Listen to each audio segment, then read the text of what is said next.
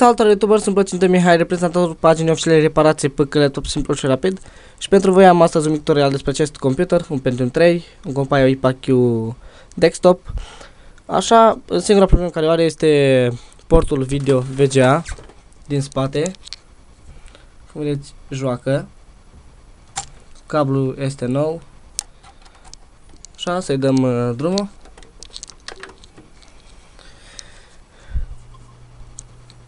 Vedeți, culorile se schimbă. Acum este galben cu negru pe background. Dacă mai schimb un pic din el, se face alb. Așa.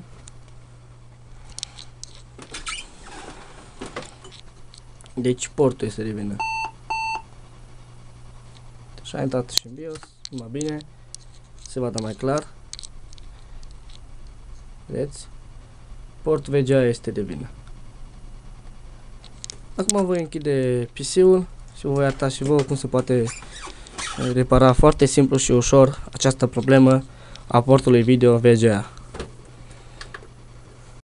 Așa cum vedeți, am desfăcut unitatea, am pornit-o, am intrat direct în BIOS, cum vedeți, și am observat că la socketul portului VGA, un pin, cel din centru, care este și problema noastră, este deslipit de pe socket. Vedeți? Atingerea nu face chiar bine.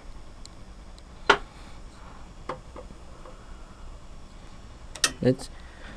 Pentru a-l repara, voi folosi doar acest mic cot de cupru. Îl voi înfinge direct în portul socketului VGA.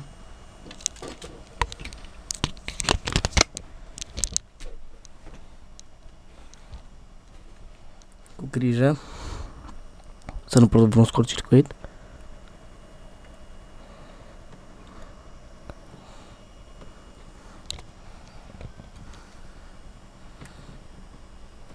Atât.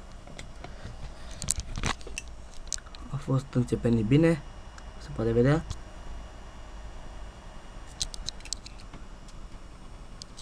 Nici înainte, nici înapoi.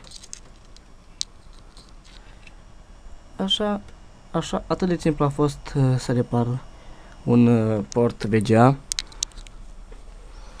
Eu sunt Mihai Plăcintă și voi tocmai ați văzut acest tutorial din partea paginii oficiale reparații pe căile top simplu și rapid. Să aveți o zi bună în continuare. Pa!